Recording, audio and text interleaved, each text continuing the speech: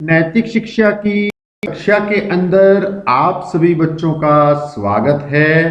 प्यारे बच्चों, आज हम पाठ 8 कक्षा 6 के लिए प्रश्न उत्तर करेंगे और पाठ का नाम है श्री कृष्ण चरित्र।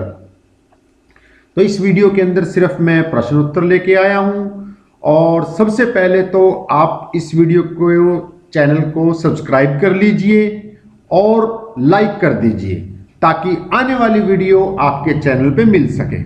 तो देरी ना करते हुए चलते हैं प्यारे बच्चों, हम पहले क्वेश्चन के अंदर। फर्स्ट क्वेश्चन, प्रश्न 1, श्री कृष्ण के जन्म काल में भारत की दशा का वर्णन कीजिए। बेटा, जब श्री कृष्ण पैदा हुए तो उस समय के जन्म काल की दशा का, भारत की दशा का वर्णन पूछा है इस प्रश्न के अंदर। तो वैसे तो इसका उत्तर बहुत बड़ा है, लेकिन फिर भी मैंने थोड़े से शब्दों के अंदर इसका उत्तर बनाने के लिए कोशिश की है, आपके लिए कोशिश की है।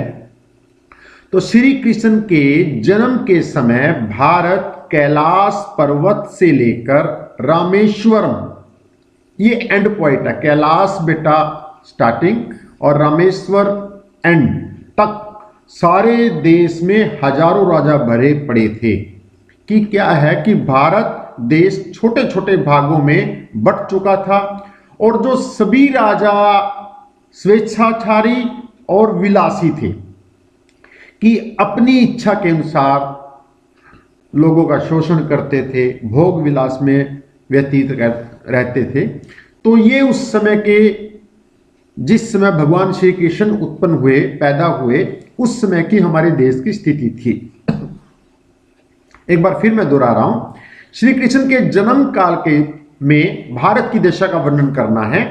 तो इसमें उत्तर में आपने लिखना है, श्री कृष्ण के जन्म के समय भारत कैलाश पर्वत से लेकर रामेश्वरम तक सारे देश में हजारों राजा भरे पड़े थे।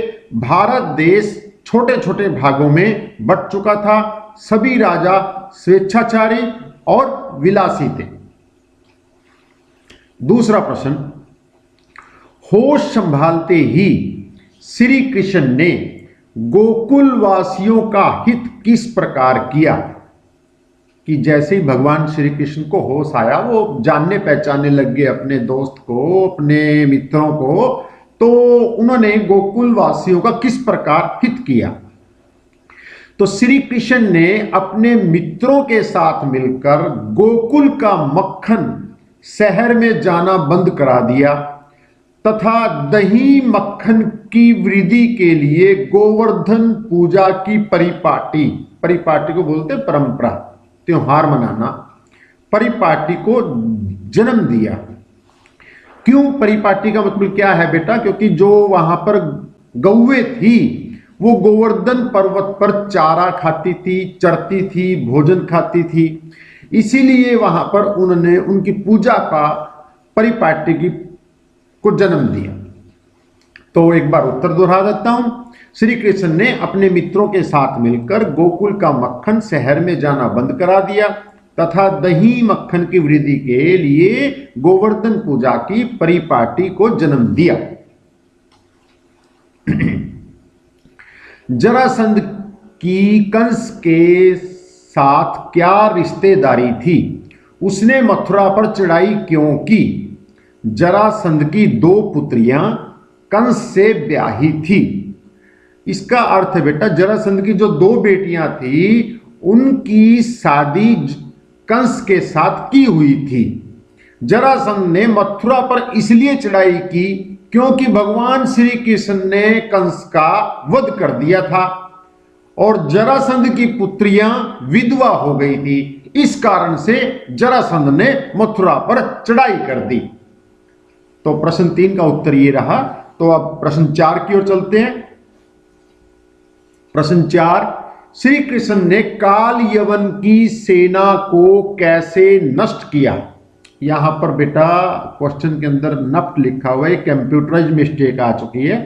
तो यहां पर नष्ट कर लेना, आधा, जिसे पेट पटा सह बोलते हैं, नष्ट किया। उत्तर, श्री कृष्ण ने काल यवन की सेना को अरावली पर्वतों के घुम्मन में फंसाकर नष्ट कर दिया। कि अरावली पर्वत की जो पहाड़ियां थी बहुत ही घुमावदार थी, एक बार जो वहां पर घुस जाता था बेटा वो उनको सही रास्ता मिलना मुश्किल हो जाता था। इसलिए भगवान श्री कृष्ण ने अरावली की पर्वतों की गुफाओं के अंदर घुम्मन के अंदर ऐसा घुमा दिया कि वो नष्ट वहीं पर हो गई, बाहर नहीं निकल पाई। और इस पाठ का अंतिम प्रश्न प्यारे बच्चों, 5 प्रश्न है इसमें। श्री कृष्ण ने गीता का उपदेश किसे और क्यों दिया? सबसे पहले तो किसे, 2 प्रश्न बनते हैं बेटा इसके अंदर। श्री कृष्ण ने गीता का उपदेश अर्जुन को दिया और क्यों दिया? क्योंकि अर्जुन ने अपने सगे संबंधियों को देखकर युद्ध से मना कर दिया था। अर्जुन का मोह नष्ट करने के लिए भगवान श्री कृष्ण ने गीता का उपदेश दिया। एक बार फिर मैं दोहरा देता हूं, श्री कृष्ण ने गीता का उपदेश किसे और क्यों दिया?